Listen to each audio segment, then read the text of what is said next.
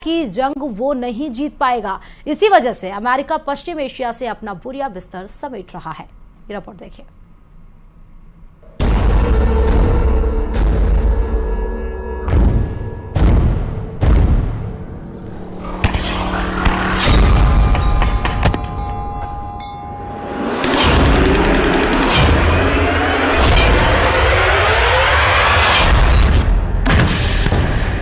Iran के war game का पूरा प्लान सामने आ गया है।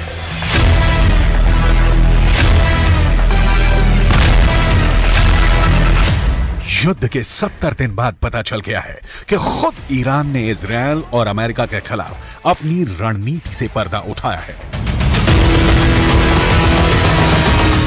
ईरान ने बता दिया है कि उसका अगला वार क्या होगा, कहां होगा और कब होगा।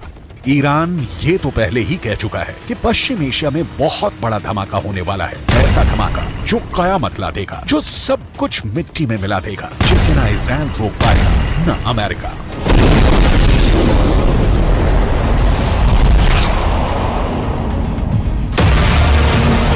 पर अब ईरान ने जो कहा है उसने अमेरिका और इजरायल की सांस हलक मिला दी है। ईरान की सेना की ब्रांच IRGC यानी इस्लामिक रिवॉल्यूशनरी गार्ड कोर के प्रमुख ने पूरी दुनिया के सामने सीना ठोक कर साफ साफ कहा है कि गाजा की लड़ाई तो बहुत छोटी है। ईरान का मकसद इजरायल को बहुत बड़ी जंग में घसीटने का है। इतनी बड़ी और पेचीदा जंग जिससे इजरायल और उसका दोस्त अमेरिका जितना बाहर निकलने की कोशिश करें उतना ही दलदल की तरफ फंसते चले जाएं।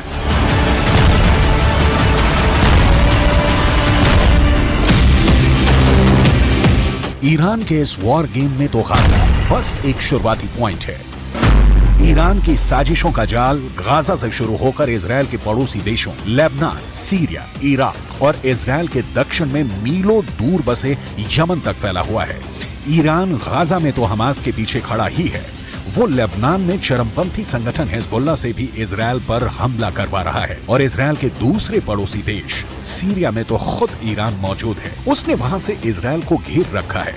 सीरिया और इजरायल के बीच भी आए दिन हवाई हमलों की खबरें आ रही हैं और कुछ वक्त पहले इस लड़ाई में ताजा एंट्री हुई है यमन के हूथी विद्रोहियों की। अमेरिका ने अपने एयरक्राफ्ट कैरियर, लड़ाकू विमान और मिसाइल डिफेंस सिस्टम पश्चिम एशिया में तैनात किए तो ईरान ने यमन में अपने समर्थन वाले हूथी विद्रोहियों को इजरायल के पीछे छोड़ दिया। हूथी विद्रोही फिलिस्तीनियों का साथ देने के नाम पर इजरायल पर मिसाइल छोड़े जा रहे हैं। हूथी विद्रोहियों ने तो यमन के बगल में मौजूद लाल सागर को भी जंग का अखाड़ा बना दिया है। वो वहां से गुजरने वाले हर जहाज पर हमले कर रहे हैं।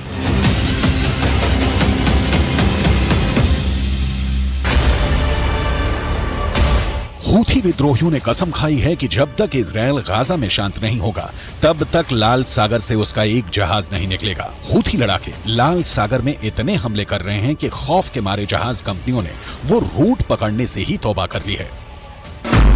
इस वजह से एशिया से यूरोप और यूरोप से एशिया जाने वाले पानी के जहाजों को पूरे के पूरे अफ्रीकी महाद्वीप का लंबा चौड़ा चक्कर लगाना पड़ रहा है, जिससे सफर महंगा हो रहा है और पूरी दुनिया पर उसका असर पड़ने लगा है। इसलिए अमेरिका और ब्रिटेन जैसे उसके दोस्तों को लाल सागर की पहरेदारी करनी पड़ रही है। हूथी विद्रोहियों से लड़ने के लिए उन्हें अपने जंगी जहाज समंदर में उतारने पड़े हैं और एक दिन पहले तो हूथी विद्रोहियों ने ड्रोन से ऐसे ताबड़तोड़ हमले किए कि अमेरिका और ब्रिटेन ने लाल सागर में 15 ड्रोन मार गिराए। तो क्या ईरान की चाल में फंस गए हैं अमेरिका और इजरायल? अमेरिका और इजरायल अपने ताकतवर हथियारों और पैसे के दम पर गाजा की जंग लड़ रहे हैं, मगर ईरान की IRGC के हेड मेजर जनरल हुसैन सलामी ने दो टूक कहा कि पश्चिम एशिया की जंग ना पैसों से जीती जा सकती है ना हथियारों से। उन्होंने अमेरिका पर बेहद तीखा वार किया और पूछा कि क्या अफगानिस्तान पर कब्जा अमेरिका को जीत दिला पाएगा? क्या अमेरिका इराक में टिक पाएगा? क्या अमेरिका सीरिया में जीत पाया या उसने वहां सिर्फ पैसा पानी की तरह बहाया? क्या अमेरिका करोड़ों डॉलर खर्च करके लेबनान या यमन में कुछ हासिल कर पाया या फिर उसे हार कर मैदान छोड़ना पड़ा? ईरान के मेजर जनरल ने अमेरिका पर जो सवाल उठाए वो अहम है। अफगानिस्तान उसका सबसे ताजा उदाहरण है। अमेरिका ने वहां 20 साल तक अपनी सबसे लंबी जंग लड़ी, मगर 2 दशकों में भी वो वहां से तालिबान का सफाया नहीं कर पाया। तो क्या ईरान अमेरिका की अफगानिस्तान वाली गलती को उसके और इजराइल के खिलाफ अपना हथियार बनाना चाहता है? क्या गाजा को इजराइल के लिए अफगानिस्तान बना देगा ईरान?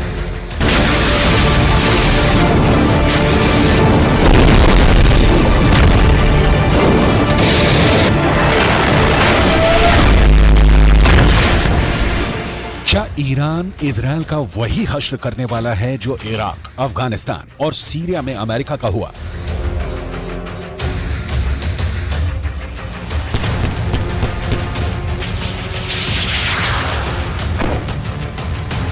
ये सवाल इसलिए क्योंकि जिस दूसरे विश्व युद्ध के बाद अमेरिका सुपर पावर बनकर उभरा, उसके बाद वो मुश्किल से ही कोई अहम जंग जीता है। अमेरिका के साथ मुश्किल ये है कि वो एक साथ दुनिया के अलग अलग कोनों में कई मोर्चों पर लड़ रहा है। और जयपुर से बड़ी खबर आपको बता दें, जेजेएम यानी कि जल जीवन मिशन में भ्रष्टाचार का महा बड़ा खुलासा हुआ है। एनजेजेएम की रिपोर्ट में बड़े भ्रष्टाचार का खुलासा हुआ है। एनजेजेएम की टीम ने की थी मामले की जांच। रिपोर्ट में भ्रष्टाचार और अनियमितताओं से पर्दाफाश हुआ है। बेहद घटिया गुणवत्ता सामग्री लगाए जाने का खुलासा हुआ। केंद्र की थर्ड पार्टी इंस्पेक्शंस के निर्देशों की धज्जियां उड़ी हैं।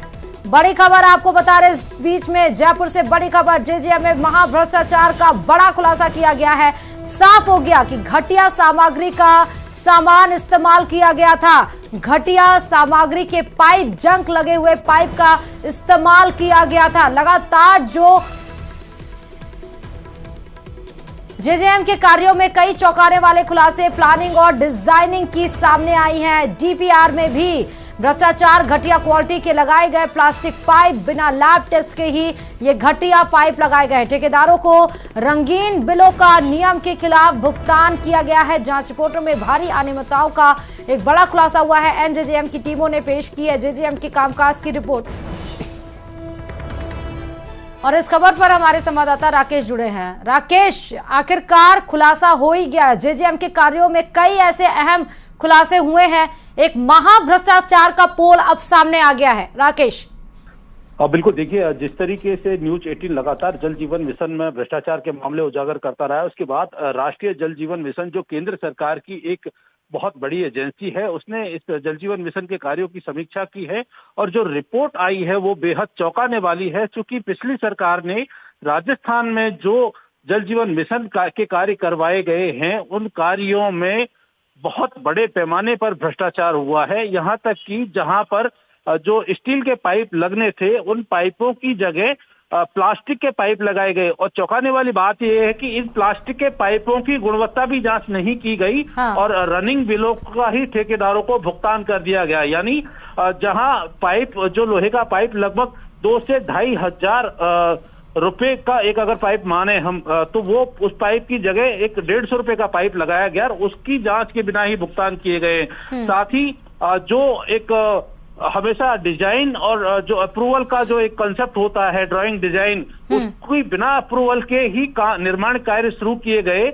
यानी जो नींव रखी गई जल जीवन मिशन के कार्यों की, उनमें भी भ्रष्टाचार सामने आया है। जल जीवन मिशन के कार्यों के लिए एनजेजेएम की टीम ने राजस्थान के कई जिलों का दौरा किया। उन तमाम जिलों में जब जांच की गई तो ये सामने आया कि इस भ्रष्टाचार में सिर्फ ठेकेदारी शामिल नहीं थे, बल्कि जलदाय विभाग के उच्च अधिकारी भी शामिल थे। क्योंकि जिस तरीके से भुगतान किया गया है कार्यों का, वहां पर थर्ड पार्टी इंस्पेक्शन के दिशा निर्देश जो है केंद्रीय जल शक्ति मंत्रालय ने जारी किए थे और थर्ड पार्टी इंस्पेक्शन के बाद ही इन बिलों का भुगतान होना था। लेकिन यहाँ राजस्थान में जो निर्माण कार्य हुए हैं, उनकी जांच के लिए थर्ड पार्टी के लिए मैन पावर ही नहीं था। यानी बिना कार्यों की गुणवत्ता, बिना निर्माण सामग्री की गुणवत्ता की जांच के ही जो अधिकारियों ने ठेकेदारों को बिलों का भुगतान किया है। इसमें सबसे बड़ी बात यह है कि जिन फर्मों को ब्लैकलिस्ट होना चाहिए था, एनजेजेएम की टीम ने अपनी रिपोर्ट में लिखा है कि ऐसे ठेकेदारों के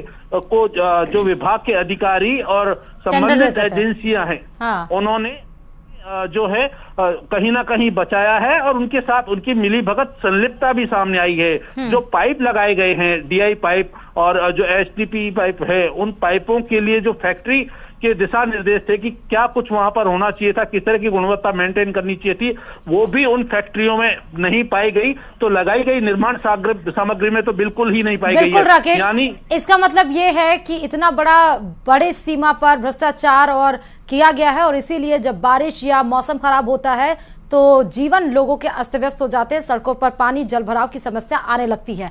बहुत बहुत शुक्रिया राकेश तमाम जानकारी देने के लिए इस खबर पर। तो जेजेएम में महाभ्रष्टाचार का महाखुलासा हुआ है। नेशनल यानी कि केंद्र जल जीवन मिशन ने